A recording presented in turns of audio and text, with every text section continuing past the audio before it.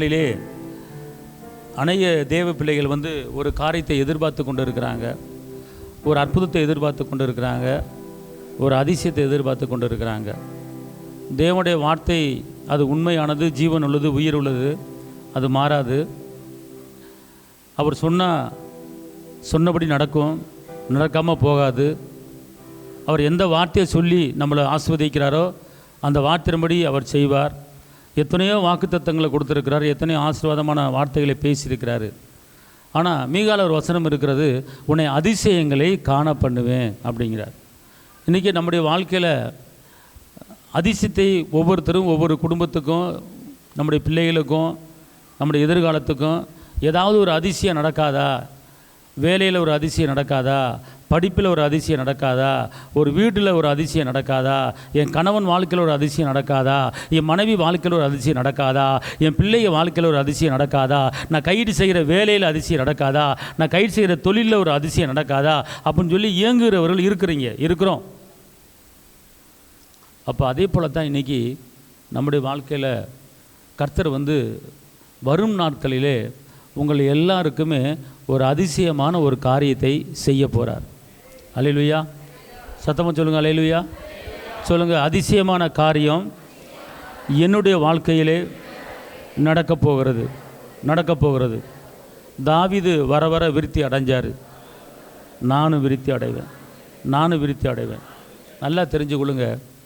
அதிசயத்தை எதிர்பார்க்கணும். இப்போ உங்கள் குடும்பத்தில் வந்து ஒரு பெரிய கடன் பிரச்சனை அடைஞ்சிச்சின்னு வச்சுக்கொள்ளுங்க, அது ஒரு அதிசயம். உங்கள் பிள்ளைய படிப்பில் ஃபஸ்ட் ரேங்க் வாங்குச்சு அப்படின்னா அது ஒரு பெரிய அதிசயம். உங்களுக்கு வரக்கூடாத ஒரு சொத்து உங்களுக்கு வந்துச்சுன்னா அது ஒரு பெரிய அதிசயம். உங்களுக்கு நிரந்தரமான ஒரு வேலை வாய்ப்பு உங்களுக்கு கிடைச்சா அது ஒரு அதிசயம். திருந்தாத கணவன் திருந்திட்டால் அது ஒரு அதிசயம். கோவிச்சுட்டு போன சில நபர்கள் திரும்பி வந்துட்டாங்கன்னா அது ஒரு அதிசயம். இப்படி கர்த்தர் வந்து அதிசயங்களை காண பண்ணுகிற கர்த்தர். ஆனால் இன்றைக்கி நம்முடைய வாழ்க்கையில் அதிசயங்கள் நடக்காமல் இருக்கிறது. ஏதோ வேலைக்கு போகிறோம், சாப்பிட்றோம், தூங்குகிறோம், இருக்கிறோம், அவ்வளோதான். ஏதாவது நம்முடைய குடும்பத்தில் ஒரு நன்மையான காரியம், என் பிள்ளை வாழ்க்கை ஒரு அதிசயம், என் குடும்ப வாழ்க்கையில் ஒரு அதிசயம், ஏதாவது நடக்குது அப்படின்னு பார்த்தா ஒரு அதிசயமும் நடக்க மாட்டேங்குது. வேலை பார்க்குறோம், சாப்பிட்றோம், போகிறோம், வர்றோம், வேலை பார்க்குறோம், சாப்பிட்றோம், போகிறோம், வர்றோம். ஒரு மேன்மை, ஒரு படி மேலே வருதுன்னு நினைக்கிற மேலே வர மாட்டேங்குது. ஒரு படி முன்னேறுவேன்னு நினைக்கிற முன்னேற முடியல. பேலன்ஸ் பண்ணி அப்படியே அதே ஸ்பீடில் தான் வண்டி போயிட்டுருக்கு. வேகமாக போக முடியல, வேகமாக வாழ்க்கையை ஓட்ட முடியல, ஸ்பீடாக வாழ்க்கையை ஓட்ட முடியல, முன்னேறணும்னு நினைக்கிற முன்னேற முடியல. அப்படித்தான் எல்லா நிலைமையும் இருக்கிறது. ஆனால் கர்த்தர் இன்னைக்கு சொல்கிறாரு, உன்னை அதிசயங்களை காண பண்ணுவேன். அல்லேலூயா. உங்கள் குடும்பத்தில் எந்த காரியம் நடக்காமல் இருக்கோ அது நடந்துட்டால் உங்களுக்கு அதிசயம்தான். ஒரு வசனத்தை வாசிங்க, லூக்கா 5:26. அதனாலே எல்லாரும் ஆச்சரியப்பட்டு தேவனை மகிமைப்படுத்தினார்கள். அல்லாமலும் அவர்கள் பயம் நிறைந்தவர்களாகி அதிசயமான காரியங்களை இன்று கண்டோம் என்றார்கள். அதிசயமான காரியங்களை இன்று கண்டோம். ஏசப்பா அதிசயங்களை செய்கிறத பார்த்தார்கள். ஏசப்பா அதிசயங்களை செய்கிறதை கண்டார்கள். இன்னைக்கு நம்முடைய வாழ்க்கையில் இப்போ தேவ பிள்ளைய என்ன அதிசயம் செஞ்சார், என்ன அதிசயம் நடந்துச்சு அப்படின்னு கேட்டிங்கன்னா, அந்த அதிசயத்தை அவங்க பார்த்தாங்க, அதிசயம் நடந்துச்சு, அவர்கள் கண்டார் என்று சொல்லப்பட்டிருக்கிறது. திருப்பி இந்த வசனம் சொல்லுங்க. அதனாலே எல்லாரும் ஆச்சரியப்பட்டு தேவனை மகிமைப்படுத்தினார்கள். அல்லாமலும் அவர்கள் பயம் நிறைந்தவர்களாகி அதிசயமான காரியங்களை இன்று கண்டோம் என்றார்கள். எதுக்கு பயந்தாங்கன்னா, இப்படிப்பட்ட அதிசயத்தை நான் பார்த்ததில்லை, இப்படிப்பட்ட அதிசயத்தை கண்டதில்லை, இப்படிப்பட்ட அதிசயத்தை நான் வந்து வாழ்க்கையில பார்த்ததில்லை. ஒருவித இந்த அதிசயத்தை பார்த்து ஒருவித பயம் கூட வந்துருச்சு. அப்போ இந்த அதிசயத்தை என்ன செய்ய எல்லாரும் கண்டார்கள். ஆமென் சொல்லுங்க. அப்போ இன்றைக்கி நம்முடைய வாழ்க்கையில் கூட, நம்முடைய பிள்ளைங்க வாழ்க்கையில், குடும்பத்தில், வேலையில், தொழிலில், பிஸ்னஸில், வியாபாரத்தில், படிப்பு காரியத்தில் அதிசயத்தை நீங்கள் ஒவ்வொருவரும் பார்க்க வேண்டும். அல்லேலூயா, அல்லேலூயா. எங்க நல்லா தெரிஞ்சுக்கலாம். இப்படி ஒரு பிள்ளை, சின்ன பிள்ளை 5 வயசு, 6 வயசு ஆகுது, 7 வயசு ஆகுது, 8 வயசு ஆகுது, 10 வயசு ஆகுது, 12 வயசு ஆகுது, வளர்ந்துட்டே போகுது இல்லையா ஒரு பிள்ளை. அப்போ அதே போல் நம்முடைய வாழ்க்கை தரம், நம்முடைய வாழ்க்கை நம்முடைய வாழ்க்கையில் முன்னேற்றம் மேலே போய்கிட்டு இருக்கா, கீழே போய்கிட்டு இருக்கா? மேலே போகிறோமா கீழே போகிறோமா? உன்னை தலையாக்கவே கீழாக்க மாட்டேன் அப்படிங்கிறாரு, உன்னை மேலாக்குவேன் அப்படிங்கிறாரு. அப்போ நம்முடைய வாழ்க்கை மேலே ஆகணும். நல்லா தெரிஞ்சுக்கொள்ளுங்க. இன்னொரு வசனத்தை நீங்கள் வாசிங்க, யோவேல் 2:30. வானத்திலும் பூமியிலும் இரத்தம் அக்கினி புகை ஸ்தம்பங்களாகிய அதிசயங்களை காட்டுவேன். அதிசயங்களை கர்த்தர் சொல்றாருங்க. இங்க இருங்க, உன் கண்ணு முன்னால உன் வீட்டுக்கு அதிசயத்தை செய்வேனே செய்ய மாட்டேனோ, நான் யாருங்கிறத தெரிஞ்சுக்கிறதுக்கு வானத்தில் ஒரு பெரிய அதிசயத்தை உனக்கு காட்ட போறேன், பூமியில் ஒரு பெரிய அதிசயத்தை காட்ட போறேன். அப்போ இப்படிப்பட்ட அதிசயத்தை நான் செஞ்சேன்னா உன் குடும்பத்துக்கு ஒரு சின்ன அதிசயம் செய்ய மாட்டேனா? முதல்ல என் கையின் கிரிகளை பார். நான் அதிசயமானவர், நான் அதிசயமான காரியங்களை உங்களுக்கு செய்வேன். அப்படின்னா என்ன அதிசயத்தை உங்களுக்கு காட்டுறாரு? கொஞ்சம் யோசனை பண்ணி பாருங்க. என்ன அற்புதங்களை உங்களுக்கு காட்டுறாரு அப்படின்னு கேட்டால், அவர் என்ன சொல்றாரு? உங்கள் கண்ணு பார்க்கும்படி, உங்கள் கண்ணு அண்ணாந்து பார்க்கும்படி வானத்தில் அதிசயங்களை காட்ட போறாராம். அடுத்து எங்கே காட்ட போறாரு? பூமியில் அதிசயத்தை காட்ட போறாராம். அப்போ உங்களுக்கு எதுக்கு இதை காட்டுறேன் அப்படிங்கிறாருன்னா, இவ்வளோ பெரிய அதிசயத்தை நான் செஞ்சேன்னா உன் குடும்பத்தில் என்ன பெரிய அப்படிப்பட்ட ஒரு பெரிய அதிசயம், சின்ன அதிசயம் தான். அதைத்தான் நீ எதிர்பார்த்துக்கிட்டு இருக்கிற. ஒரு வேலையை எதிர்பார்த்துக்கிட்டு இருக்கிற, ஒரு பணப்பிரச்சனை முடியும்னு எதிர்பார்த்துக்கிட்டு இருக்கிற, ஒரு வீடு கட்டணும்னு எதிர்பார்த்துக்கிட்டு இருக்கிற. இதெல்லாம் வந்து எனக்கு என்னுடைய பார்வைக்கு வந்து ஒரு பெரிய பிரச்சனையே இல்லை. இது வந்து எனக்கு லேசுங்கிறாரு. நீ வானத்தை பாரு, செங்கடலை பிளந்ததை பாரு, யோர்தானை கடக்க பண்ணதை பாரு, கசப்பான தனியை மதுரை மாத்தினதை பாரு, அதெல்லாம் பெரிய பெரிய அதிசயம். அந்த பெரிய அதிசயத்தை காட்டு. உன் அதிசயம் வந்து எனக்கு ஒன்றும் பெரிய காரியம் கிடையாது உனக்கு அற்புதம் பண்ணுறதுக்கு. அல்லேலூயா. எங்க கடலை ரெண்டாக பிளந்தவருக்கு உங்கள் பிரச்சனை தீர்க்கிறதுக்கு கஷ்டமாக நஷ்டமாக அவருக்கு லாபமா? ஈஸி இல்லையா? சொல்லுங்க. செங்கடலை பிளந்தவருக்கு உங்கள் வீட்டில் இருக்கிற பிரச்சனையை தீர்ப்பதுக்கு அவருக்கு லேசா இல்லையா? சொல்லுங்க. மீன் வாயில பணத்தை வர வச்சார்ல. ஆமென். அல்லேலூயா சொல்லுங்க. அல்லேலூயா சொல்லுங்க.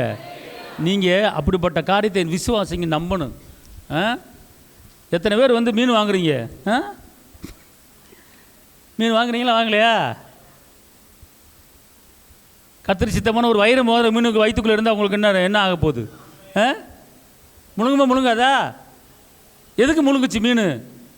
ஏசப்பா பேதுரு மீன் பிடிக்க சொல்லும் போது அந்த மீனுக்குள்ள காசு இருக்குன்னு சொல்லிட்டார். ஏற்கனவே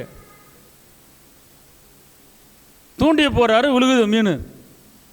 மீனை அறுத்து பார்த்தா, வாயை பொழந்து பார்த்தா, அந்த வரி கட்டுறதுக்குண்டான பணம் அதில் உள்ள என்ன செய்யுது இருக்கு. புரியுதுங்களா? இயேசு பூமியில் வாழும்போது கடன் இல்லாமல் வாழ்ந்தார். எப்படி வாழ்ந்தார்? கடை இல்லாமல் வாழ்ந்தார். நம்மளை போல மனிதனை போல தான் வாழ்ந்தார். மனிதனை போல் உட்காந்தார், மனிதனை போல் சாப்பிட்டாரு, மனிதனை போல் படுத்தார், தலைசாக்கி இடமில்லைன்னு சொன்னார். அவள் நெருக்கத்தில் இருந்தார். ஆனால் ஒருத்தர் வரி கட்டணும். பூமியில் வாழும்போது என்ன செய்யணும்? வரி கட்டணும். இப்போ நம்ம வரி கட்டுறோமா இல்லையா? உங்களுக்கே தெரியாது. நீங்கள் ஹோட்டலில் சாப்பாடு வாங்க போகிறீங்களா, பார்சல் வாங்க போகிறீங்களா, 2 தோசை 2 இட்லி வாங்கினீங்கன்னா நீங்கள் வரி கட்டுறீங்க. புரியுது உங்களுக்கு? சில கடைகளில் பில்லு போடுவாங்க, அதில் ஜிஎஸ்டி அப்படின்னு வரி போடுவாங்க. சென்ட்ரல் கவர்மெண்ட்டுக்கு ஒரு வரி இருக்கும், ஸ்டேட் கவர்மெண்ட் வரி இருக்கும். நீங்கள் வரியை கட்டி தான் தோசையை சாப்பிட்றீங்க. பஸ்ஸில் போகிறீங்க, அதுக்கு வரி கட்டுறீங்க. இங்கேருந்து சென்னைக்கு போகிறீங்க, டிக்கெட் ரிசர்வ் பண்ணுறீங்க, அதில் ஜிஎஸ்டி வரின்னு போட்டுருங்க, அதுக்கும் வரி கட்டுறீங்க. நீங்கள் உட்காந்தா வரி கட்டுறீங்க, நின்றா வரி கட்டுறீங்க, நடந்தா வரி கட்டுறீங்க, எங்கே வேணால் வரி கட்டுறீங்க. இந்த வரி கட்டுற பஞ்சாயத்து வந்து இயேசு காலத்தில் இருந்துச்சு. ஆனால் இயேசு வந்து என்ன செய்யலை? வரி கட்டலை. அப்போ கேட்குறேன், ஏசப்பா உங்களுக்கு வரி கட்டலை. ஒன்று அப்படியா? Right, okay. டக்குன்னு என்ன பண்ணுறார்? பேதுருங்க வா, தூண்டி எடு, போடு, ஒரு இதை போட்டு தூண்டியை போடு, அதில் மீனில் பணம் எடுத்து வரியை கட்டு அப்படின்னாரு. நடந்துச்சா நடக்கலையா? இதுக்கு பேர் என்னது? ஏங்க மீன் வாயில் பணம் வர்றதெல்லாம் அதிசயம் இல்லையாங்க? அதிசயம் தானாங்க. நீங்கள் அப்பாட்ட இப்படி கேட்கணும். ஆண்டவர் மீன் வாயில் நீங்கள் கேட்கணும், அப்பாட்ட ஏசப்பாட்ட கேட்கணும்.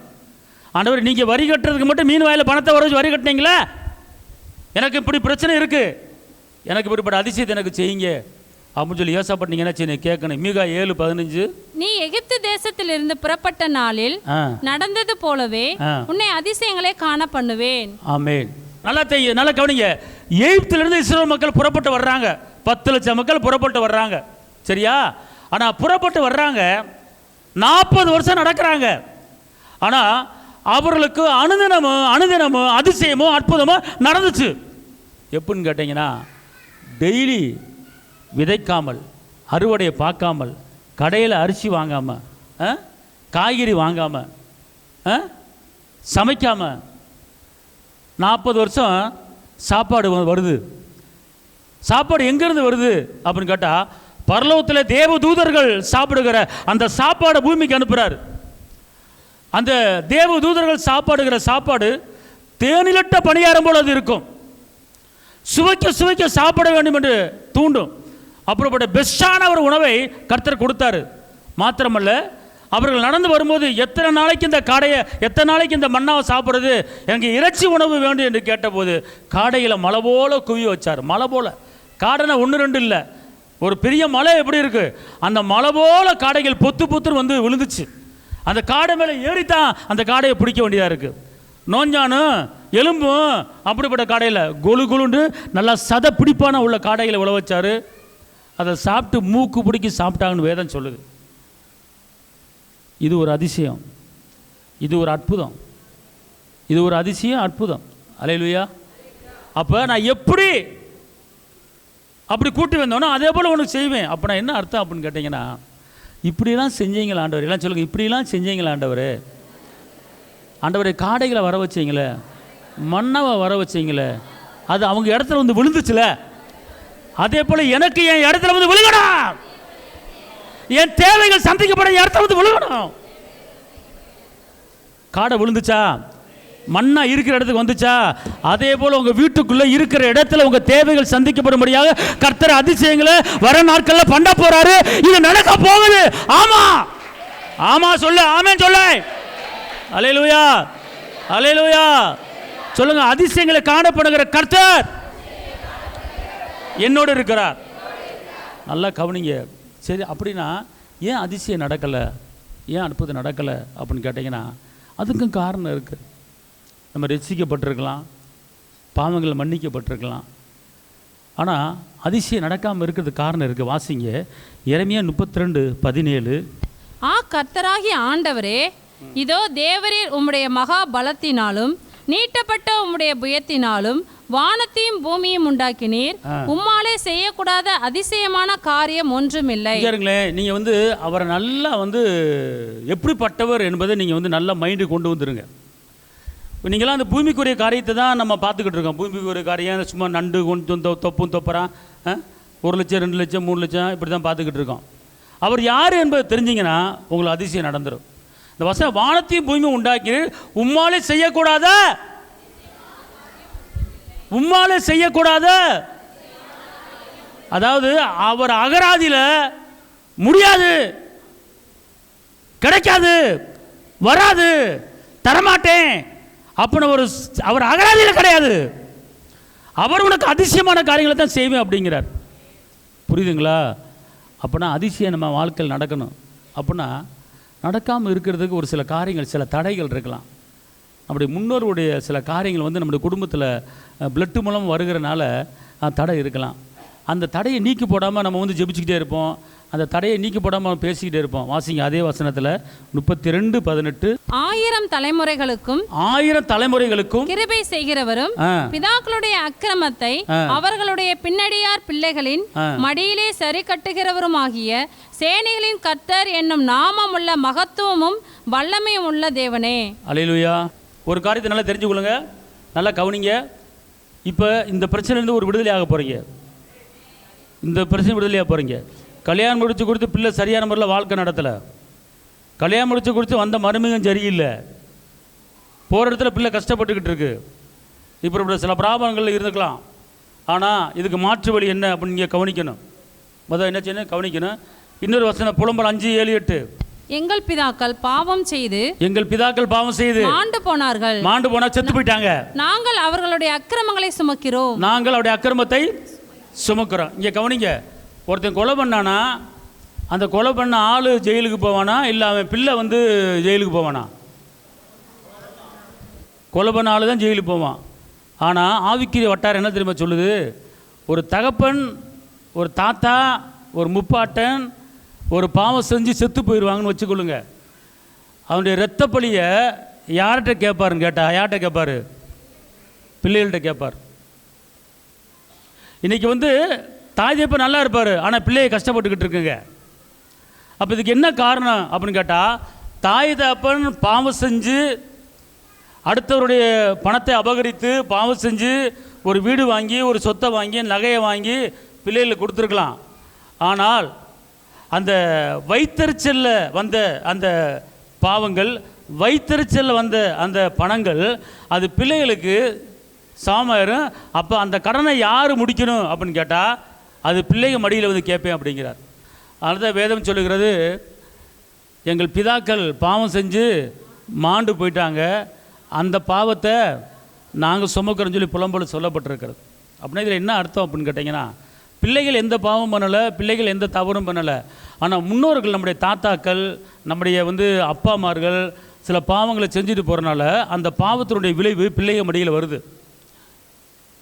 இப்போ நல்லா கவனிங்க, இன்றைக்கி சில குடும்பத்தில் நிறைய கடன் பிரச்சனை இருக்குது, சில குடும்பத்தில் நிறைய பலவீனங்கள் இருக்குது, சில குடும்பங்களில் மெடிக்கலுக்கு நிறைய செலவு பண்ணிக்கிட்டு இருக்காங்க, சில குடும்பங்களில் பிள்ளைங்க படிக்காமலே இருக்குது, சில குடும்பங்களில் ஒரு சில எனக்கு தெரிஞ்ச ஒரு சில குடும்பங்களாக இருக்கும் 45 வயசு 48 வயசில் இறந்துருவாங்க. அப்படி சில குடும்பங்கள் இருக்குது.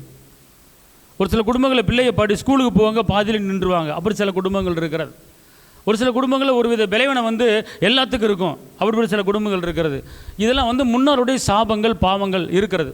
அப்போ இப்படி தான் பிரச்சனைகள் இருக்கும். இதில் எங்கிட்ட அதிசயத்தை பார்க்குறது, எங்கே அதிசயத்தை செய்ய முடியும், அதிசயத்தை காண முடியும். ஆனால் கர்த்தர் அதிசயங்களை செய்வேன் அப்படிங்கிறார். ஆனால் இதுக்கு இப்படிப்பட்ட சூழ்நிலைகள் நம்மளுக்கு என்ன, எங்கள் முன்னோர்கள் அப்படி கிடையாது, எங்கள் தாத்தா அப்படி கிடையாது, எங்கள் அப்பாலாம் அப்படி கிடையாது அப்படி நீங்கள் சொல்லலாம். உங்களுக்கு தெரியாமலே ஒரு சில காரியங்கள் இருக்கலாம். இப்போ என்னை எடுத்துக்கொள்ளுங்க, நான் படித்தது 8ஆப் தான், ஆனால் ஊழியம் பண்ணுறதுக்கு தகுதி இல்லை, ஊழியம் பண்ணுறதுக்கு தகுதி இல்லை. இவ்வளோ பெரிய ஆலயத்தை கட்டுவதற்கு கர்த்தர் கிருபையில தகுதி இல்லை, இன்னொரு ஆலயத்தை கட்டுவதற்கு தகுதி இல்லை, டிவி மினிஸ்ட்ரி பண்ணுவதுக்கு தகுதி இல்லை, பத்திரிக்கை ஊழியம் நடத்துவது தகுதி இல்லை. ஆனால் கர்த்தர் தகுதி இல்லாத என்ன தகுதி படுத்திருக்கார் அப்படின்னு கேட்டால், அதுக்கு என்ன அர்த்தம்னு கேட்டால், என்னுடைய தகப்பனார் என்ன பண்ணார்னு கேட்டிங்கன்னா, கடவுளை தேடுவதில் முக்கியத்துவம் கொடுத்தார். கடவுளை தேடுவதில் முக்கியத்துவம் கொடுத்தார். ஆலயத்துக்கு போவதில் அடித்து அடித்து அடித்து ஆலயத்துக்கு அனுப்புவார், அடித்து அடித்து ஆலயத்துக்கு அனுப்புவார். காலையில் 5 மணிக்கு எந்திரிச்சு ஓடு அப்படின்வார், பூசைக்கு போ அப்படின்வார், அங்கேயே போடு அப்படின்வார். அப்புறம் அந்த ஸ்கூல் திறக்கிற டயத்தில் அந்த பிஷப் ஹவுஸில் எல்லா பிள்ளைகளுக்கும் நோட்டு புஸ்தகம் கொடுப்பாங்க. நோட்டு புஸ்தகம் ஸ்கூலில் ஆரம்பிச்சோன்னே 1ஆப் படிக்கிற பிள்ளைக்கு 8ஆப் படிக்கிற பிள்ளைக்கு வரைக்கும் என்ன செய்வாங்க, அந்த பிள்ளைங்க ஸ்கூலுக்கு உண்டான நோட்டு புஸ்தகங்கள் எல்லாம் பிஷப் ஹவுஸில் ஃபாதர் ஃப்ரீயாக கொடுப்பாங்க. அப்போ எங்களுடைய வட்டாரத்தில் எங்கள் அப்பா என்ன பண்ணுவாருன்னா, யார் யார் கஷ்டப்படுறாங்க, யார் யார் நோட்டு வாங்குறதுக்கு புக்கு வாங்குறதுக்கு கஷ்டப்படுறாங்களோ அவங்கள பூரா என்ன கலெக்ட் பண்ணி என்ன பண்ணுவார், உங்கள் பேரை கொடுங்க, உங்களுக்கு என்ன நோட்டு வாங்கணும்னு சொல்லி, என்ன நோட்டு என்ன புக்கு வேணும்னு சொல்லி உங்கள் டீச்சர் எழுதிட்டு வாங்க அப்படின்னு சொல்லுவார். அப்போ அதெல்லாம் பிள்ளைங்க நிறைய வரிசையாக கிட்ட 100 பிள்ளைங்க 200 பிள்ளைங்க கொடுங்க. அதெல்லாம் போய் எங்கள் அப்பா வாங்கிட்டு பிஷப் பஸ்ஸில் கொடுப்பார், ஃபாதரை கொடுப்பார். ஃபாதர் இந்த டேட்டுக்கு இந்த பிள்ளைகளை பூரா வர சொல்ல பண்ணுவார். உடனே அந்த டேட்டுக்கு எங்கள் அப்பா போய் இங்கே வாங்க, நான் அந்த பிஷப் பஸ்ஸுக்கெல்லாம் வந்துருங்க, எல்லாம் நீங்கள் நோட்டு வாங்கிட்டு வாங்க, புக்கு வாங்கிட்டு போங்க அப்படின்னார். அந்த வேலையை பார்ப்பார். போய் பார்த்துட்டு எல்லாத்துக்கும் என்ன செய்வார், நோட்டு வாங்கி கொடுப்பார். அவங்க ஃப்ரீயாக சர்ச்சிலேருந்து அந்த பிஷப் ஹவுஸ்லேருந்து எங்களுக்கு என்ன செய்வாங்க, ஃப்ரீயாக கொடுப்பாங்க. அதை வாங்கி கொடுப்பார். வாங்கி கொடுத்து எல்லா பிள்ளைகளும் வீட்டில் நோட்டு புக்கு வாங்க வேண்டியதில்லை, எதுவுமே காசு போட்டு செலவு பண்ண வேண்டியதில்லை. எல்லாமே அந்த பிஷப் பஸ்லேருந்து எங்களுக்கு என்ன செய்வாங்க, அந்த கத்தோலிக்க மார்க்கத்துலேருந்து கொடுப்பாங்க. நாங்கள் வாங்கி கொண்டு என்ன செய்வோம், படிப்போம். அந்த வேலைகளை பார்த்துக்கொள்ளுங்க. இந்த மாதிரி சில ஃபாதர் பின்னால் போய் சில பொதுநல தொண்டுகள் செஞ்சார். இது போக ஆஸ்பத்திரி வச்சுருக்கிறாங்க, அங்கே சில இப்படி பல பொதுநல தொண்டு செஞ்சு நன்மை செய்யணும், யாருக்கு கெடுதல் நினைக்கக்கூடாது, யாருக்காச்சும் திருடாத, யாருக்காச்சும் எடுக்காத அப்படின்னு சொல்லி அடித்து வளர்த்தார் பார்த்துக்கொள்ளுங்க. அப்போ அதுலேருந்து நாங்கள் என்ன பண்ணுறது கிடையாது, நம்ம தப்பு பண்ணுறது கிடையாது, உள்ளது இல்லது பேசி அப்படி வளர்க்கப்பட்டிருந்தோம். அப்படி வளர்க்கப்பட்டனால அன்னைக்கு ஒரு சின்ன சின்ன ஊழியத்தை எங்கள் அப்பா பண்ணார். சின்ன சின்ன கஷ்டப்படுறவங்களுக்கு நோட்டு வாங்கி கொடுத்தாரு. அவர் காசு போட்டு வாங்கி கொடுக்கல, ஒருத்தர் கொடுக்குறாங்க, சர்ச்சிலேருந்து கொடுக்குறாங்க, பிஷப் பஸ்லேருந்து கொடுக்குறாங்க, அதை வாங்கி கொடுக்குறாரு, அவ்வளோதான். அவங்களுக்கு தெரியாது. அப்போ இது கூட ஒரு சின்ன ஊழியம்தான். அப்போ அந்த மாதிரி ஊழியத்தை பார்த்து வளர்த்தனால, இன்றைக்கி அப்படிப்பட்ட ஒரு காரியத்தை செஞ்சனால தான் இன்றைக்கி கர்த்தர் என்னை இந்த நிலைமைக்கு நிற்க வச்சிருக்கிறார்.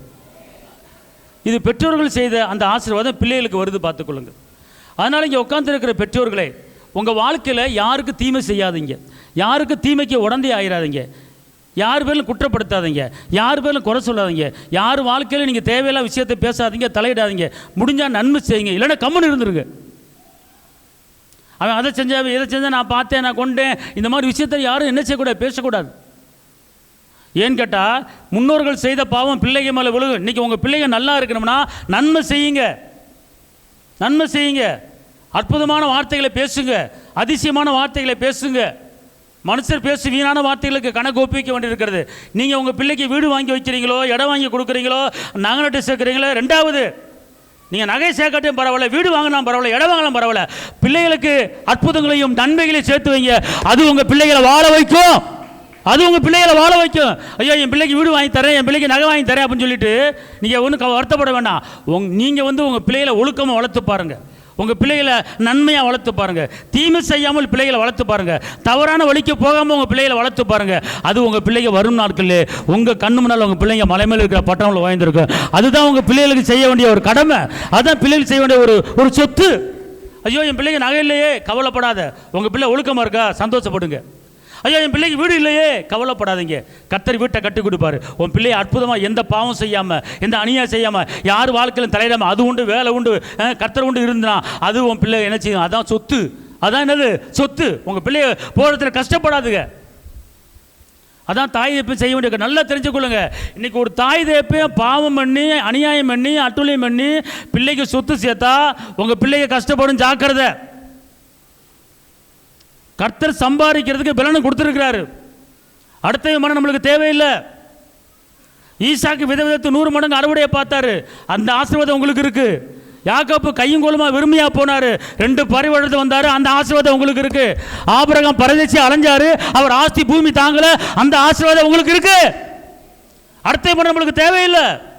கர்த்தர் கொடுக்குற ஆசீர்வாதமே ஐஸ்வர்யத்தை தரும், வேதனையே கூட்டா. கர்த்தரை சம்பாதிக்கிறதுக்கு பலனை கொடுக்குறாரு. கர்த்தர் சம்பாதிக்க ஞானத்தை கொடுக்குறாரு. கர்த்தர் நல்ல வேலையை கொடுக்குறாரு. உங்கள் பிள்ளைங்க சுகமாக வாழும். உங்கள் பிள்ளைங்க பலவீனமாக வாழ மாட்டாங்க. காரணம் நீங்கள் நன்மை செய்தபடியால், நீங்கள் நற்கிரியை செய்தபடியால் உங்கள் பிள்ளைங்க வாழ்க்கை நல்லா இருக்கும். பார்த்துக்கொள்ளுங்க. அவனோட தக்க கிரியை அவனோட கூட என்ன செய்யுது? பரலோகத்துக்கு வருகிறது. அதனால் நன்மை செய்யுங்க. தேவையில்லாத காரியத்தில் வாயின் வார்த்தை ரொம்ப ரொம்ப கவனம் பார்த்துக்கொள்ளுங்க. நம்ம வாயின் வார்த்தை மூலம் யாருக்கும் சிக்கல் வரக்கூடாது. வாயின் வார்த்தை மூலமாக சிக்குண்டாய் என்று சொல்லப்பட்டிருக்கிறது. ஆனால் இந்த வாழ்க்கை ரொம்ப கவனமான ஒரு வாழ்க்கை. நீங்கள் பிள்ளைகளுக்கு சொத்து சேர்த்து வைக்கிறேன்னா நன்மை செய்யுங்க, அதான் சொத்து. கற்பனை கட்டளை கீழ்ப்படிங்க, அதான் சொத்து. வேறு ஒன்றுமே கிடையாது. வேறு ஒன்றுமே கிடையாது. நம்முடைய சந்ததி வாழ்ந்திருக்கும், சந்ததி உயர்ந்திருக்கும். அப்படின்னா எங்கள் முன்னோர்கள் பாவம் செஞ்சுட்டாங்க, அந்த பாவத்தை நாங்கள் அனுபவிச்சிட்டாங்கன்னு எங்கள் தலையிலுத்தா? நான் எந்த பாவம் செய்யலை. எங்கள் அப்பா தாத்தா முப்பாட்டையும் செஞ்சுட்டு போயிட்டாங்க. இப்போ அந்த பாவத்தை நான் அனுபவிக்கணுமா? ஏன்னா மடியில் கேட்பேங்கிறாரு. எதில் கேட்குறேங்கிறாரு? எதில் கேட்குறேங்கிறாரு? மடியில் கேட்குறேங்கிறாரு. பிளட்டு மூலமாக வரும். ஆனால் இதுக்கு ஏசப்பா மாற்று வழி பண்ணியிருக்கிறார். அதுக்கு தான் வாயை திறந்து பேசணும்.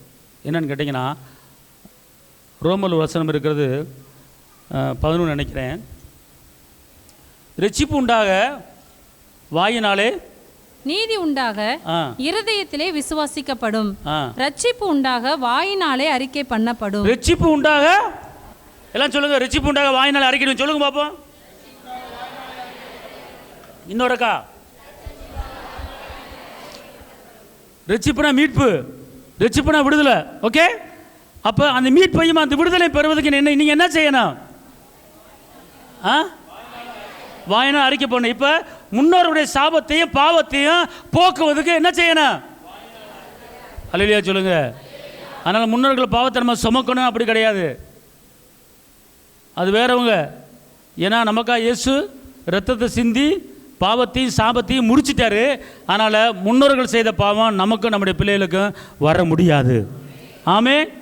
அல்லேலூயா, அல்லேலூயா. நான் வசனத்தை சொல்கிறேன், பார்த்துக்கொள்ளுங்க. புலம்புல சொல்லப்பட்டிருக்கிறது, எரேமியால சொல்லப்பட்டிருக்கிறது.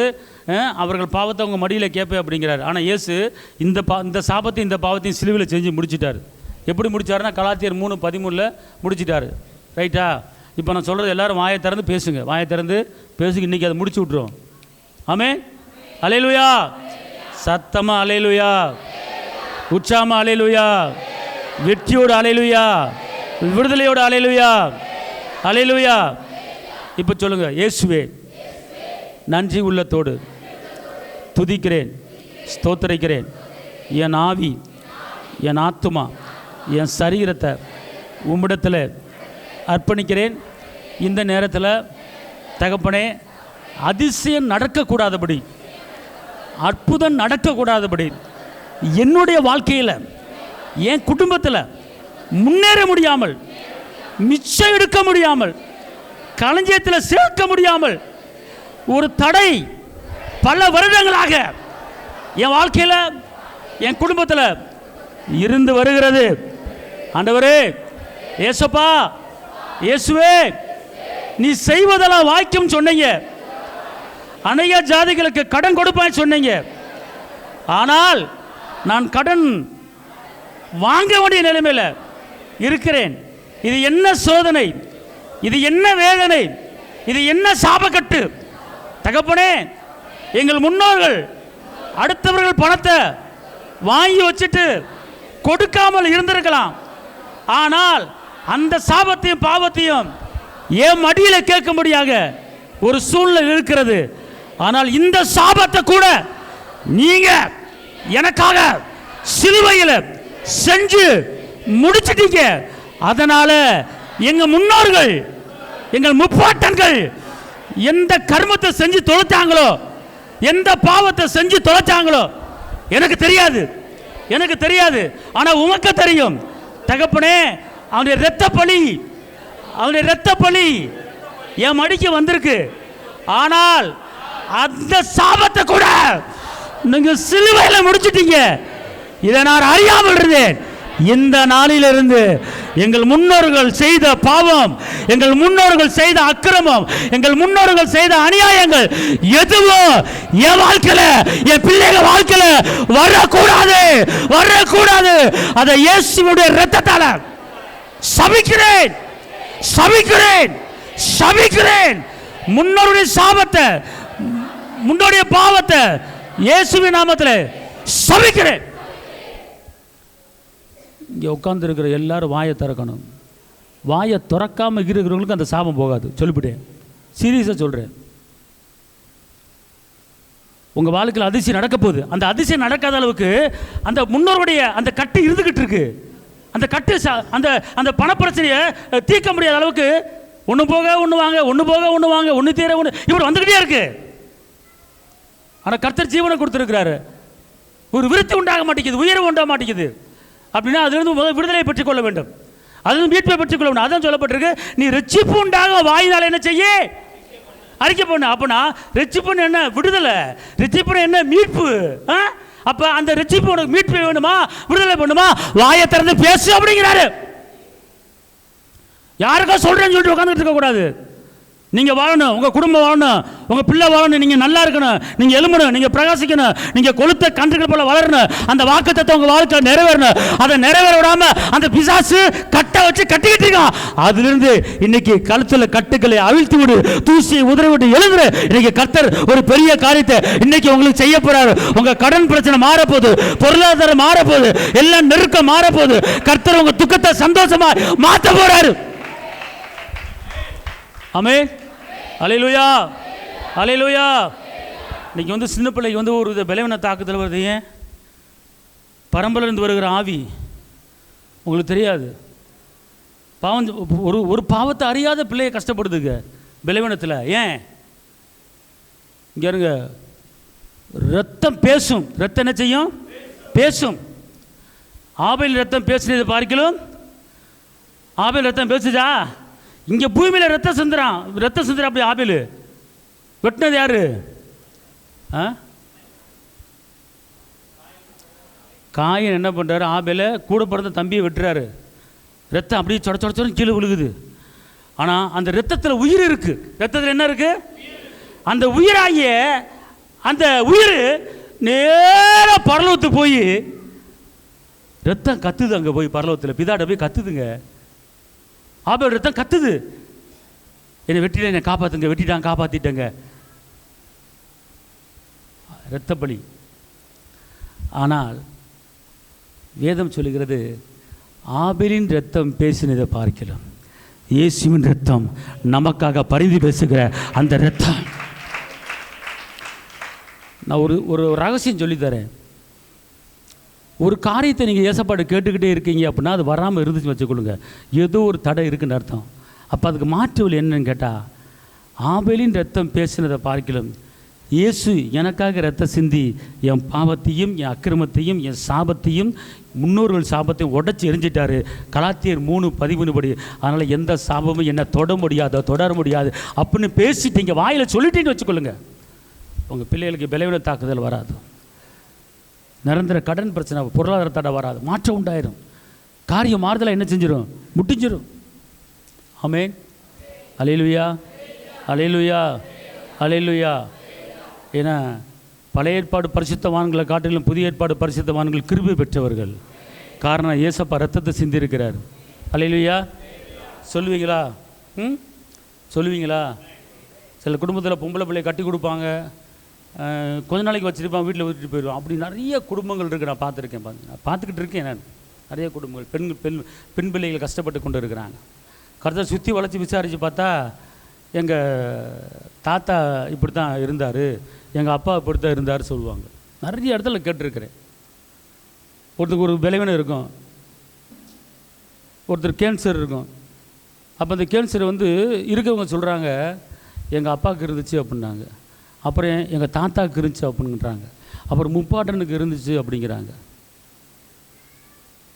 அது இருக்கட்டும், வேணாம் சொல்லலை, அது முடிஞ்சு போச்சு. ஆனால் அது நம்மளை தொடரக்கூடாது, அது நம்மளை பாதிக்கக்கூடாது. நீ வேணால் யார்கிட்ட கேட்டு பாருங்கள், நடக்கும். தெரியாது, உங்களுக்கு தெரியாது, விசாரித்து பாருங்கள். சில குடும்பத்தில் பிரிவினை உண்டாயிருக்கும், டைவர்ஸ் உண்டாயிருக்கும். இப்போ நானும் ஒரு இடத்துல மாப்பிள்ளை பார்க்க பொண்ணு பார்க்க போனேன்னு விசாரிப்பேன். நான் அந்த குடும்பத்துடைய அழகு இல்லையா, சிவப்பா கருப்பா, அது பிரச்சனை கிடையாது. அந்த குடும்பத்தில் பெற்றோர்கள் எப்படி இருக்கிறாங்க, எப்படி வாழ்ந்தீங்க, உங்கள் வீட்டில் எத்தனை பேர், எப்படி இவங்க வாழ்ந்துருக்காங்களா வாழலையா, அப்படிலாம் விசாரிக்கணும். யாரும் சூசைட் பண்ணியிருக்காங்களா, தற்கொலை பண்ணியிருக்கிறாங்களா. ஒரு குடும்பத்தில் ஒரு ஆள் தற்கொலை பண்ணால் வரும், தொட்டு வரும், அந்த ஆவி வரும். 1000 தலைமுறைக்கு இறக்கம் செய்கிறவர் விசாரிப்பார். அப்படிப்பட்ட சாபக்கட்டுகளை உடைச்சிட்டிங்கன்னா, அப்படிப்பட்ட சாபத்தை உடைச்சி எறிஞ்சிட்டிங்கன்னா உங்கள் வாழ்க்கையில் உங்களுக்கு ஒன்று வராது, பிள்ளைகளுக்கு ஒன்று வராது. அல்லேலூயா. இப்போ சொல்லுங்கள், அந்த சாபக்கட்டை இப்போ உடைச்சிருவோம் இயேசுவின் நாமத்தில். இதை உடைச்சிட்டிங்கன்னா அதிசயம் உங்கள் வீட்டில் நடக்கும். ஆமென். எல்லாம் சொல்லுங்கள், இயேசுவே நன்றி உள்ளத்தோடு. கவனமாக சொல்லணும், சின்சியராக சொல்லணும், உறுதியாக சொல்லணும், ஆவியில் சொல்லணும், ஆத்மா உள்ளன்னு சொல்லணும். அப்படி சொல்லும்போது விசுவாசம் சொல்லணும், இந்த வசனத்தை நம்பி சொல்லுங்க. சொல்லும்போது எந்த பிரிவினாவி, நிறைய பிரிவினாவி இருக்குது, நிறைய பிரிவினாவி, அதெல்லாம் உடைக்கணும். சொல்லுங்கள், இயேசுவே நன்றி உள்ளத்தோடு உம்மை துதிக்கிறேன், உம்மை ஸ்தோத்தரிக்கிறேன். என் ஆவி, என் ஆத்மா, என் சரீரம் முழுவதையும் உம்மிடத்தில் அர்ப்பணிக்கிறேன். தகப்பனே, இந்த வாழ்க்கையில் இந்த கடன் பிரச்சனை தொன்று தொட்டு வந்து கொண்டு இருக்கிறது. தகப்பனே, என் குடும்பத்தில் நிம்மதி இல்லாத வாழ்க்கை, சமாதானம் இல்லாத வாழ்க்கை, ஏதோ ஒரு காரியம் என் குடும்பத்தில் நடந்து கொண்டே இருக்கிறது. இதுக்கு முற்றுப்புள்ளி வைக்க நினைக்கிறேன், முடியலை. நான் அந்த கடன் பிரச்சனைக்கு, நான் அந்த பலவீனத்துக்கு, நெருக்கத்துக்கு ஒரு முற்றுப்புள்ளி வைத்து ஒரு நிம்மதியான வாழ்க்கை வாழ நினைக்கிறேன். ஆனால் என்னால் முடியல. பல வருடங்களாக நான் இதை குறித்து கஷ்டப்பட்டு கொண்டு இருக்கிறேன். தகப்பனே, இப்படிப்பட்ட சாபங்கள், இப்படிப்பட்ட பாவங்கள் என் முன்னோர் வழியிலிருந்து வந்து கொண்டு இருக்கிறது. தகப்பனே, இந்த பாவ சாபத்தை நீங்கள் சிலுவையில் செஞ்சு முடிச்சிட்டீங்க. இதை நான் அறிக்கையிடுறேன், இதை நான் பேசுகிறேன். நான் சொல்லும்போது, நான் அறிக்கையிடும்போது இந்த பாவ சாபம் என் குடும்பத்தை விட்டு வெளியேறணும். என் பிள்ளைகளுக்கும் எனக்கும் உம்மிடத்தில் அடைக்கலம் கிடைக்கணும். தகப்பனே, எனக்காக கலாத்தியர் 3:13 படி மரத்திலே தூக்கப்பட்ட எவனும் சபிக்கப்பட்டவன் என்று எழுதியிருக்கிறபடி பரம்பரை நியாயபரமான சாபத்தை, ஃபயரா சொல்லுங்க, பரம்பரை நியாயபரமான சாபத்தை, உற்சவமா சொல்லுங்க, பரம்பரை நியாயபரமான சாபத்தை, பரம்பரையா இருந்து வருகிற கடன் பிரச்சனைங்கிற சாபத்தை, பரம்பரையா இருந்து வருகிற கடன் பிரச்சனை என்கிற சாபத்தை, பரம்பரையா இருந்து வருகிற பலவீனம் என்கிற சாபத்தை, பரம்பரையா இருந்து வருகிற பிரிவினை என்கிற சாபத்தை, பரம்பரையா இருந்து வருகிற எதிராளியை உண்டாக்குற சாபத்தை, இயேசுவின் நாமத்தில் நான் சுட்டெரித்து அப்புறப்படுத்துகிறேன். நான் சுட்டெரித்து அப்புறப்படுத்துகிறேன். கலாத்தியர் 3:13 படி மரத்தில் தூக்கப்பட்ட எவனும் சபிக்கப்பட்டவன் என்று எழுதியிருக்கிறபடி இயேசு என் சாபத்தையும் என் முன்னோர்கள் சாபத்தையும் என்னுடைய சந்ததி சாபத்தையும் இயேசு சிலுவையில் முடிச்சிட்டாரு. உனக்கு எனக்கு இனி சம்பந்தம் கிடையாது. இனி என் வாழ்க்கையில் அற்புதம் நடக்க போகுது. இனி என் வாழ்க்கையில் அதிசயம் நடக்க போகுது. நான் ஜெயத்தை எடுக்க போறேன். நம்பி சொன்னவங்களுக்கு அற்புதம், விசுவாசி சொன்னவங்களுக்கு அதிசயம். ஆமென் சொல்லுங்க. அல்லேலூயா. இந்த காரியம் தான் அதிசயம் நடக்காம தடை பண்ற ஒரு காரியம். எங்க ஒரு குடும்பத்தில் ஒரு பிரச்சனைன்னு ஒன்று இருந்துச்சுன்னா மிஞ்சி போனால் 6 மாதம், அதுக்கு மிஞ்சி போனால் 1 வருஷம். யோபுக்கு கஷ்டம் 6 மாதம் சொல்கிறாங்க வேத பண்டிதர்கள். அதுக்கப்புறம் கஷ்டப்படலை. 6 மாதம் அவர் பிசாசு மாட்டி வதிச்சான். சொத்து போச்சு, எல்லாம் ஆடு மாடு போச்சு, வேலைக்காரன் போனாங்க, பிள்ளை போனாங்க, சரிங்களாம் வாதிச்சான். அதுக்கப்புறம் என்ன செஞ்சிட்டாரு? ரெட்டிப்பான எடுத்துக்கிட்டார். சரிங்களா? ஆனால் இன்றைக்கி நம்மளை எடுத்துக்குங்க. 4 வருஷமாக கடன் பிரச்சனை, 5 வருஷமாக கடன் பிரச்சனை, 4 வருஷமாக ஒரு பலவீனம், 4 வருஷமாக ஒரு பிசாசு போராட்டம் இருந்துக்கிட்டு இருக்கு. அப்படி இருக்கக்கூடாது. அது எதுக்கு கர்த்தர் அனுமதிக்கிற? நீ உபத்திரப்பட்டது நல்லது, கர்த்தரை பெருமானங்களை கற்றுக்கொண்டா. சரி போகட்டும். இப்போ முடிச்சாச்சா முடிக்கலையா? முடிஞ்சு போச்சா? சொல்லுங்கள். என் சாபம் முடிஞ்சிருச்சு, என் கட்டு அறுந்துருச்சு, என் கழுத்தில் கட்டுக்களை அவிழ்த்து விட்டுட்டு தூசியை உதறி விட்டுட்டு எந்திரிச்சிட்டேன். அல்லேலூயா, அல்லேலூயா. அப்போ நீங்கள் என்ன செய்யணும் அப்படின்னு கேட்டிங்கன்னா, இனிமேல் உங்கள் வாழ்க்கையில் அதிசயம் நடக்க போகுது. இனிமேல் உங்கள் வாழ்க்கையில் அதிசயம் நடக்க போகுது. இனிமேல் எழும்ப போகிறீங்க, இனிமேல் பிரகாசிக்க போகிறீங்க. எந்த அதிசயத்தை எதிர்பார்த்துருக்கீங்களோ அந்த அதிசயம் உங்களுக்கு வரப்போதே. அல்லேலூயா, அல்லேலூயா. அப்படின்னா அதிசயம் நடப்பதுக்கு நீங்கள் என்ன செய்யணும் அப்படின்னு கேட்டிங்கன்னா, 1 நாளாகமத்தில் 16:13 சொல்லுது, அவர் செய்த அதிசயங்களையும் அவருடைய அற்புதங்களையும் அவர் வாக்கின் நியாய தீர்ப்புகளையும் நினைவு கூறுங்கள். அல்லேலூயா. எல்லாம் சொல்லுங்க. அவர் செய்த அதிசயத்தையும் அவர் செய்த அற்புதத்தையும் அவர் வாக்கு தத்தத்தையும் நான் நினச்சிக்கிட்டே இருப்பேன், நான் நினச்சிக்கிட்டே இருப்பேன், சிந்திச்சுக்கிட்டே இருப்பேன். அல்லேலூயா. நீங்கள் சிந்திக்கிறவள இருந்தால் அவர் செய்த அற்புதம் ஒன்று சொல்லுங்கள் பாப்பா. பைபிள் படித்து பரீட்சை எழுதி first mark, second mark, third mark வாங்குறீங்க. ஆனால் அவர் செய்த அற்புதங்களை என்ன செய்யணுமா? அவன் வஞ்சான், அவன் திட்டினான், அவள் அப்படி சொன்னான், போன வருஷம் சொன்னது எனக்கு இன்னும் ஞாபகம் இருக்குது, அதெல்லாம் ஞாபகம் இருக்குல்ல, அதெல்லாம் நினப்பெல்லாம் இருக்குல்ல, இருக்கா இல்லையா? இருக்குது. அம்மாமார் சொல்லுவாங்க, உங்கள் அம்மா சொன்னது எனக்கு அப்படியே ஞாபகம் இருக்குது, உங்கள் அம்மா கல்யாண வீட்டில் பேசின பேச்சா கொஞ்சம் நெஞ்சா பேச்சா பேசியிருக்காங்க உங்கள் அம்மா, நான் செத்தாலும் மறக்க மாட்டேன் தெரியுமில்ல, ஒழுங்காக இருந்துக்க, உங்கள் அம்மா மாதிரி வராத அப்படின்னு சொல்லுவாங்க சில அம்மா, சில அக்காமாருங்க. புருஷனை ஐயா கல்யாணம் போது உங்கள் அம்மா என்ன குணசாலியாக இருந்தாங்க தெரியுமா, உங்கள் அம்மா மாதிரி யாரும் இருக்க முடியாது, உங்கள் அம்மா பேச்சின பேச்சுக்கு நான் நேரம் வேறு, நான் அன்றைக்கி நான் கல்யாண கோலத்தில் இல்லாமல் மாலை போடாமல் படுசில் கட்டாமல் சும்மா சாதனம் இருந்தேன்னா உங்கள் அம்மா இருக்கணும் தெரியாமல் போயிருந்துருக்கேன். ஏதோ அன்றைக்கி கல்யாணம் பொண்ணு மாதிரி நின்றேன். நான் படுசில் கட்டி கழுத்தில் மாலையை போட்டுட்டு தோடை போட்டு கவரிங் செயினை போட்டு நின்றுக்கிட்டு இருந்தேன். பொண்ணு மாதிரி அடக்குடக்கமாக இருக்குன்னு சொல்லி அடக்குடக்கமாக பொண்ணு மாதிரி இருந்துக்கிட்டு இருந்தேன். நான் யாரும் பார்த்து என்ன நினச்சிடக்கூடாதுல்ல அப்படின்ட்டு இருந்தேன். ஆனால் சாதாரண நேரத்தில் வீட்டுக்குள்ள உங்கள் அம்மா சொல்லி வச்சுக்க ஆஞ்சி விட்டுருப்பேன். ஆஞ்சி தெரியுமில்ல, அன்னைக்கு சொன்னது உங்கள் அம்மா சொல்லி இன்னும் ஞாபகம் இருக்குது. 3 பிள்ளை பெத்த பிறகு பேசுகிற பேச்சு, அந்த அம்மா சொன்னது அத்தை சொன்னது எல்லாம் ஞாபகம் இருக்குது. அதை நினச்சிக்கிட்டு இருக்கோம்ல இன்ன வரைக்கும். ஆனால் கர்த்தர் இப்படி நினச்சேனா, இப்படி நீ பேசுனேன்னா உன் வாழ்க்கையில் அதிசயமே நடக்காது. அதை தூக்கி தூர போட்டுட்டு எதை நினைக்கணும், எதை சிந்திக்கணும், எதை யோசிக்கணும் அப்படின்னு பைபிள் சொல்லுது. அவர் செய்த அற்புதங்களை என்ன செய்யணுமா? நீங்க எங்க ஒரு நிமிஷம் டைம் தரேன், அப்படியே கொஞ்சம் கண்ண மூடி நினைங்க பார்ப்போம். ஒரு அற்புதத்தை நினைங்க, ஒரு அற்புதத்தை நினைங்க, சீக்கிரம் நினைங்க. அவர் அற்புதத்தை நினைங்க, கண்ண மூடி நினைங்க. சீக்கிரம் போகணும், கறியை வாங்கணும், ஜோறு ஆக்கணும், மீனை வாங்கணும், கறியை வாங்கணும் அப்படி நினைக்காம நினச்சிங்களா? நினச்சிங்களா? டக்குன்னு சொல்லுங்க ஒரு ஆள். Okay, very good. 5 பற்றி வெரி குட். நீ சொல்லுங்கண்ணு, என்ன கண்ணு? செங்கடலை பிளந்தார், அற்புதம். கசப்பான தண்ணீரை மதுரம் மாற்றினார். என்னடா குருவின் கண்களை திறந்தார். பச்சை தண்ணியை ரசமாக மாற்றினார். எண்ணெயை உற்பத்தி பண்ணி கடன் அடைக்க இதை நினைக்க மாட்டீங்க. இதை நினச்சாதான் கடன் அடையும். மீன் வாயில் இதை நினைங்க கடன் அடையும். அல்லையா? அதை நினைக்கணும் உங்களுக்கு. ஆமென் சொல்லுங்கள். இதை நினச்சி தியானம் பண்ணிங்கன்னா கர்த்தர், அதாவது இங்கே இருங்க, சங்கீதம் 136 நாளில் ஒருவராய் அதிசயம் செய்கிறவரை துதியுங்கள். அப்படின்னா உங்களுக்கு அதிசயம் அவர் ஒருவர் தான் பண்ணணும். அவர் ஒருத்தர் தான் பண்ணணும் அதிசயம். வேற யாரும் உங்களுக்கு பூமியில் அதிசயம் பண்ண முடியாது. அவர் ஒருத்தர் தான் பண்ணுவார். வேதம் சொல்லிக்கிறது சங்கீதம் 136 ஒருவராய் அதிசயம் செய்கிறவரை துதியுங்கள். அல்லேலூயா, அல்லேலூயா. அப்போனா உங்கள் வாழ்க்கையில், என்னுடைய வாழ்க்கையில் அதிசயங்கள் அற்புதம் செய்கிறவர் 10 பேர் கிடையாது, 5 பேர் கிடையாது, 6 பேர் கிடையாது.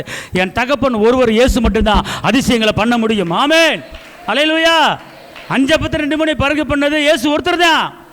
லாசரை உயிரை எழுப்பினது இயேசு ஒருத்தர் தான். 10 குஷ்டங்களை குணமாக்கினது இயேசு ஒருத்தர் தான். மீன் வாயில பணத்தை வர வச்சது இயேசு ஒருத்தர் தான். அவர் ஒருத்தர் தான். அப்போ அந்த ஒருத்தர் தான் உங்கள் வாழ்க்கையில அதிசயங்களை பண்ண போகிறாரு.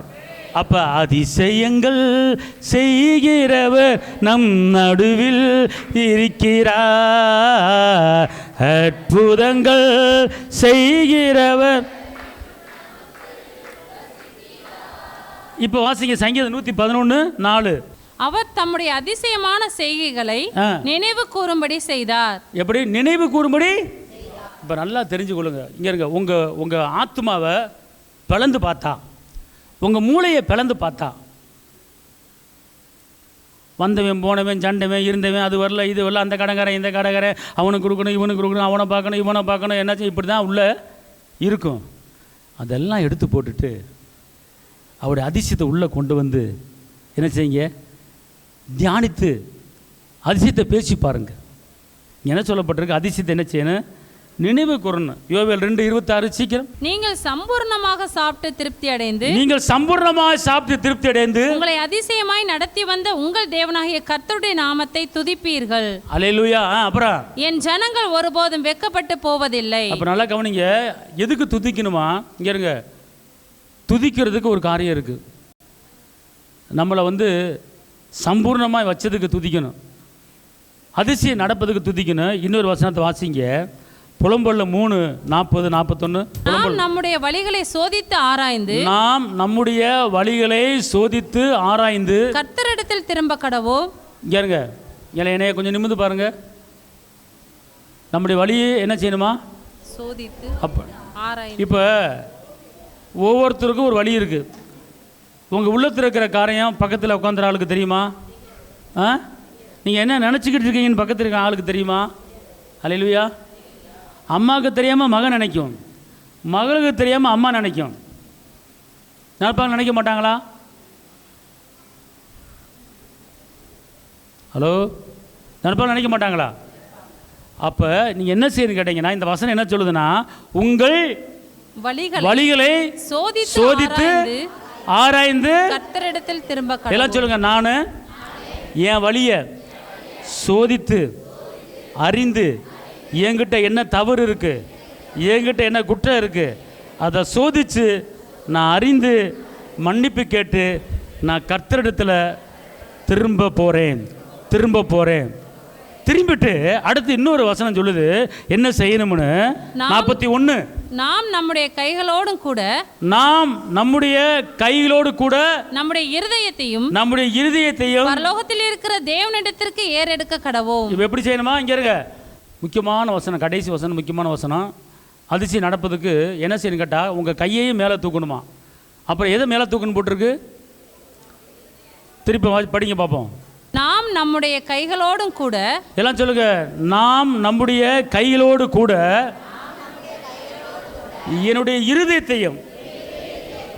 இருதயத்தையும் நான் வானத்துக்கு நேராக உயர்த்துவேன்.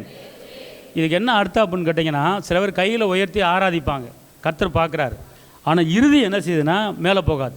கை மேலே தூக்கி ஆராதிப்பாங்க. இறுதி என்ன செய்யணும்னா, ஆண்டவரே உம்மை ஆராதிக்கிறேன், உம்மை துதிக்கிறேன் வாய் சொல்லும். கை சொல்லும், ஆனால் இருதயம் என்ன செய்யும் தெரியும்? இந்த பிரச்சனை இப்போதைக்கு முடிகிற மாதிரி தெரியல, என்ன செய்யணும் தெரில, ஒரு 12 மணிக்கு போகணும், இவர் எத்தனை மணிக்கு முடிக்கிறான்னு தெரில, ஆண்டவரே மை ஆராதிக்கிறேன், அல்லேலூயா, ஆண்டவரே மை துதிக்கிறேன், ஆண்டவரே. 1 மணிக்கு மகளிர் குழுக்கார வரேன்னு சொல்லியிருந்தான், போகணும், எப்படி போகிறேன்னு தெரியல, ஆண்டவரே மை துதிக்கிறேன், ஆராதிக்கிறேன், ஆண்டவரே, அப்பா கைகளை உயர்த்தி ஆராதிக்கிறேன். இங்கே இருதயம் சொல்லும், நீ எந்திரிச்சு கூட எந்திரிச்சு போயிரு, சீக்கிரம் போயிரு, நேரம் ஆயிடுச்சு. இதயம் சொல்லு, ஆண்டவரே அப்படி வாய் சொல்லுது, ஆனால் கை சொல்லுது ஆண். பார்க்குறவங்களும் ஆகா என்ன அருமையான ஆராதனை, என்ன அருமையான கை தூக்கி ஆராதிக்கிறாங்க. ஆனால் கர்த்தரை பார்க்குறாரு, அந்த ஆராதனை ஏற்றுக்கொள்ள மாட்டார். அவர் என்ன சொல்கிறாருன்னா, உன் கையை எப்படி மேலே போகுதோ அதே போல் உன் இருதயம் என்ன செய்யும், அதுவும் மேலே போகணுங்கிறார். அப்புறம் என்ன அர்த்தம்னு கேட்டால், இந்த இருதயமும் அவரை வாஞ்சித்து பார்க்கணும், வந்து இந்த இருதயத்துக்குள்ளே வேறு எதுவும் இருக்கக்கூடாது அப்படிங்கிறார். இந்த இதயத்தில் தேவையில்லாத குப்பை கழுத குதிரை எதுவுமே என்ன செய்யக்கூடாது, இருக்கக்கூடாது. இந்த இருதயமும் கையும் ரெண்டும் ஒன்றா சேர்ந்து கர்த்தரை நீங்கள் ஆராதித்து பார்த்தீங்கன்னா உங்களுக்கு அதிசயம் நடக்கும். திருப்பி அந்த வசனத்தை நல்ல மைண்டு கொண்டு வாங்க, வாசிக்க பார்ப்போம். 41. நாம் நம்முடைய கைகளோடும் கூட, எல்லாம் சொல்லுங்க, நான் என்னுடைய கைகளோடு கூட, நல்லா சொல்லுங்கம்மா, நான் என்னுடைய கைகளோடு கூட,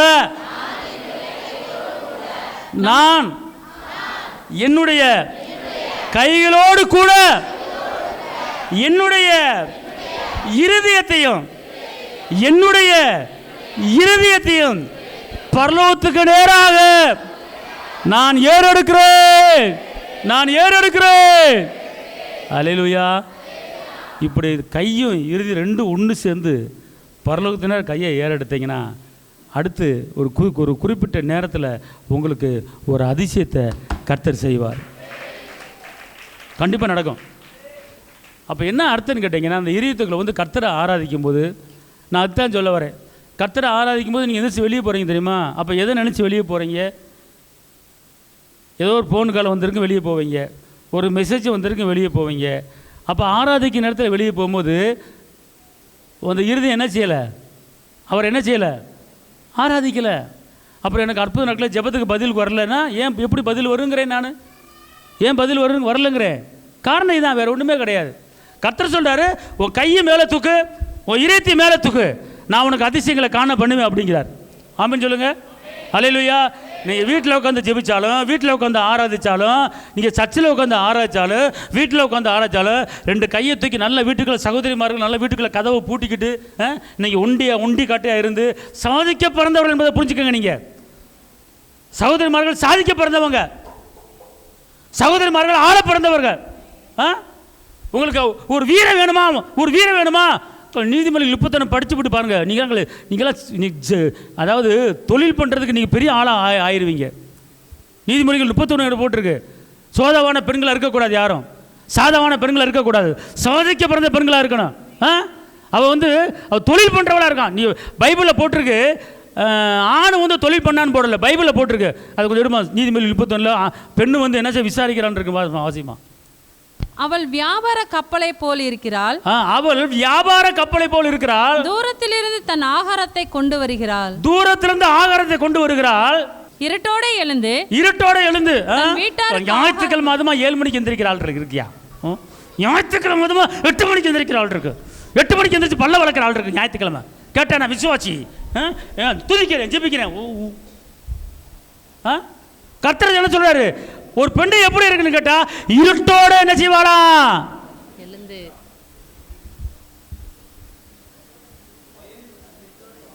அப்புறம் என்னது? தன் வீட்டாருக்கு ஆகாரம் கொடுத்து தன் வேலைக்காரிகளுக்கு படி அளக்கிறாள். வேலைக்காரி ஐயா, நீ ஒவ்வொரு ஆளும் ஒவ்வொரு வேலைக்காரியை வச்சிருக்கணும்யா. கையை தட்டி தொலைங்க. நான் சொல்ல கிடையாது, பைபிள் சொல்லுது. வேலைக்காரிக்கு நீ படி அளக்கணும். நீ போய் ஒரு இடத்துல வீட்டு வேலை பார்த்துக்கிட்டு பாத்திரம் விளக்கிவிட்டு நீ கையேந்த கூடாது. நீ வேலைக்காரிக்கு நீ படி அளக்க முடியும். கர்த்தரை உயர்த்தி வச்சிருக்கிறாயா? இதாயா வேத வசனம்? எல்லாம் சொல்லுங்க, நான் வேலைக்காரிக்கு படி அளப்பேன். திருப்பி சொல்லுங்க தா. நீதிமொழிகள் 31 அந்த வசனம் என்ன சொல்லுங்க? நீதிமொழிகள் 31:15 படி அடுத்த மாசத்துல இருந்து நான் வேலைக்காரிக்கு படி அளப்பேன். என் வீட்டில் வேலை பார்க்குற அம்மாவுக்கு சேலை துணிமணி எடுத்து கொடுத்து மாதம் சம்பளம் கொடுப்பேன். அல்லேலூயா, அல்லேலூயா. அடுத்த மாதத்தில் நடக்க போகுது. ஒரு சில பேர் பேசுகிறீங்க, ஒரு சிலர் பேச மாட்டேங்க. பேசாத நடக்காது. நீ காலம்பரம் உழைச்சிக்கிட்டு தான் இருப்ப. உழைக்கணும். நீ அந்த அந்த உழைப்பு தந்தாலும் இப்போ வந்து பார்த்துக்கொள்ளுங்க. சரி, சென்னை பக்கம் போனீங்கன்னா இங்கே இருங்க, ஒருத்தங்க வேலை பார்க்குறா 1 லட்சம் 1.5 லட்சம் சம்பளம் வாங்குறாங்க. வாங்கிட்டு வீட்டில் ஒரு வயசான அம்மா இருக்குது. அந்த அம்மாவுக்கு வந்து பராமரிக்கணும். ஒரு அம்மாவுக்கு சம்பளம் மட்டும் 30 ரூபாங்க. ஒரு அம்மாவுக்கு சம்பளம் 30 ரூபா. சென்னை பக்கம்லாம் பாருங்கள், ஒரு அம்மா வந்து படுக்க இருப்பாங்க. அவங்கள குளிப்பாட்டணும், துடைக்கணும், மருந்து கொடுக்கணும், மாத்திரை கொடுக்கணும், வீட்டை துடைக்கணும். அவ்வளோதான். காலைல 9 மணிக்கு வர்றாங்க, 5 மணிக்கு போயிடுறாங்க. மாதம் 30,000 சம்பளம். வேலைக்காரிக்கு அவங்க என்ன செய்கிறாங்க? 30,000 சம்பளம் கொடுக்குறாங்க. அப்படி ஒரு ஃபீலிங் பண்ணி பாருங்களேன் நீங்கள். அப்படி ஒரு ஃபீலிங் அப்படி என்னத்துக்கு வாங்க பார்ப்போம். நீங்கள் நினைக்காதனால தான் அவன் பொழப்பு அந்த போன பொழப்பாக இருக்குது. கொஞ்சம் நினச்சி பாருங்கள், கொஞ்சம் நினைங்க. வேலைக்காரிக்கு என்ன செய்யணும்? படி அளக்கணும். அது யாருக்கு? ஆம்பளைக்கு போட்டிருக்கா, பொம்பளைக்கு போட்டிருக்கா? சொல்லுங்க சொல்லுங்க. எங்களுக்கு போட்டிருக்கு, உங்களுக்கு இல்லை. நீ தூங்கு போ. சொல்லுங்கய்யா, எங்களுக்கு போட்டிருக்கு. அப்புறம் என்ன போட்டிருக்கு? ஒரு வயலை விசாரித்து அதை வாங்குகிறாள். பாரியா, யார் வாங்குறது? பெண். யார் வாங்குறா? ஒரு பெண். இன்னைக்கு புரோக்கர் வேலையில் ஆம்பளை பார்க்குது. ஆனால் இன்றைக்கி விசாரிக்க, பொம்பளை விசாரிக்கணும். ஒரு போனை போட்டு, ஆமாம் அந்த ஏக்கர் 2 ஏக்கர் வந்து வேறு என்ன வேலைக்கு வந்திருக்கு?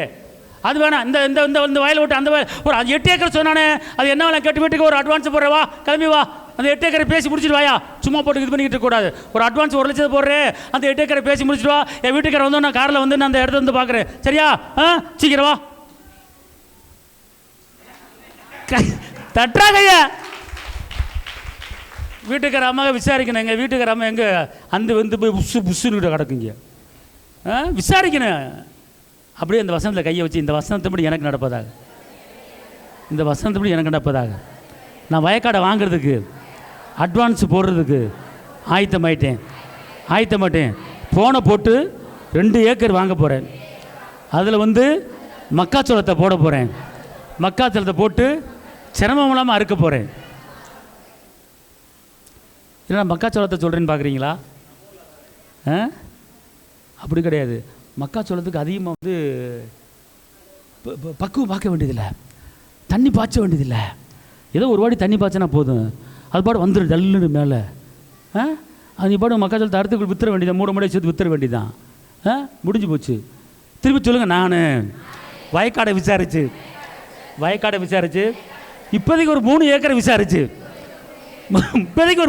விசாரிச்சு மக்காச்சோளத்தை போட போகிறேன். அறுவடையை பார்க்க போகிறேன். ஈசாக்கு விதைச்சு 100 மடங்கு அறுவடையை பார்த்தது போல் அறுவடையை பார்க்க போகிறேன். விவசாயத்தை பற்றி நினைப்பே இல்லாதவங்களுக்கு விவசாயத்தை பற்றி நான் சொல்லிக்கிட்டு இருக்கேன். அல்லேலூயா சொல்லுங்க. இந்த அளவு நீங்கள் வந்துட்டீங்கன்னா உங்கள் நடை மாறும், உங்கள் பேச்சு மாறும், உங்கள் ட்ரெஸ்ஸு மாறும். வரும்போது இப்போ 2 வீலரில் ஒரு சில வந்துக்கிட்டு இருக்கீங்க, டக்குன்னு காரில் வருவீங்க. அல்லேலூயா சொல்லுங்க. இது பூரா உங்களுக்கு வந்து நான் ஒன்று சொல்கிறேன். நீதிமொழிகள் 32 டெய்லி படிங்க, அந்த வசனத்து மாதிரி உங்களுக்கு ஆயிரும். அல்லேலூயா. அப்புறம் இதில் இன்னொரு வசனம் இருக்குது. வீட்டுக்காரன் என்ன பண்ணுவானா பொண்டாட்டியை பார்த்து, உன்னைய மாதிரி மனைவி கிடைப்பதற்கு நான் கொடுத்து வைத்திருக்க வேண்டும் என் தங்கமே அப்படின்னு சொல்லுவானாம்ல. எப்படி? அவள் பிள்ளைகள் எழும்பி அவளை பாக்கியவதி என்கிறார்கள். எப்போ உங்கள் பிள்ளைகள், உங்கள் அம்மா இது வரைக்கும் பாக்கியம் சொல்லியிருக்கீங்களா? நீங்கள் சொல்லியிருக்கீங்களா? உங்கள் அம்மா பாக்கியம் சொன்னது இல்லையா? பாக்கியம் சொல்லியிருக்கியா? அப்பா சோத்திரம். பிள்ளை என்ன செய்யணுமா? அம்மா பார்த்து என்ன சொல்லணுமா? பாக்கியவதி. அம்மா பாக்கியவதி அம்மா அப்படின்னு சொல்லி என்ன செய்யணும்? சொல்லணும் பிள்ளைய. அப்போ அந்த அளவுக்கு அம்மா வந்து பிள்ளைகளை கவனிக்குதுன்னு அர்த்தம். வீட்டுக்காரன் என்ன சொல்றான்? வீட்டுக்காரன் அவள் புருஷனும் அவளை பார்த்து, புருஷனும் பார்த்து பொண்டாட்டியை பார்த்து சொல்றான் பாருங்க. அநேகம் பெண்கள் குணசாலிகளாய் இருந்ததுண்டு, நீயோ அவர்கள் எல்லாருக்கும் மேற்பட்டவள் என்று அவளை புகழ்கிறான். தட்றாக ஐயா இயேசுவின் நாமத்தில். அல்லேலூயா. இதில் ஒரு பெரிய மேட்ரு என்ன தெரியுமா? அப்பா இருக்கார் பாருங்க, ஆம்பளையில் ஒதுக்கிட்டாரு, பெண்களை நேசிக்கிறாரு. இல்லைன்னா இப்படி சொல்லியிருப்பாரா? புத்தியுள்ள ஸ்திரீ வீட்டை கட்டுறாள். எங்களை சொல்லியிருக்க கூடாது, ஆம்பளைகளை புத்தியிலான் வீட்டை கட்டுறான் சொல்லலாம்ல. அவர் பாட்டுக்கு இங்கேயும் சொல்லிவிட்டாரு. அப்புறம் இன்னொன்று சொல்கிறாங்க உலகத்தில், ஆபத்து பெண்ணாலே அழிவது அது உலகம். ஆனால் அப்பா சொல்ல கிடையாது, ஏசப்பா சொல்ல கிடையாது, அது உலகத்தில் சொல்கிறது. ஆனால் அப்பா சொல்கிறாரு, நீ வயக்காடை விசாரிக்க வேண்டிய ஆளியா, நீ இருட்டோட எழும்புற ஆளியா, நீ 7 மணி வரைக்கும் தூங்குன்னு வச்சுக்குவேன் தரித்திரம். இருட்டோடு என்ன செய்யணும்? 7 மணி முதல்ல மரியாதை இருட்டோடு வந்தாங்க. பெண்ணு பார்த்தீங்களா, அவங்க பெண்ணு தானே, இயேசு மேலே எவ்வளோ வாஞ்ச விடியலுக்குள்ளே இருட்டோடு எந்திரிச்சு என்ன செய்கிறாங்க? சுடுகாட்டுக்கு வர்றாங்க. பார்த்துக்கொள்ளுங்க, கர்த்தர் பேசினார், ஏசப்பா பேசினார். அதே போல் இருட்டோடு எந்திரிச்சிங்கன்னா இயேசு உங்களோட பேசுவார்.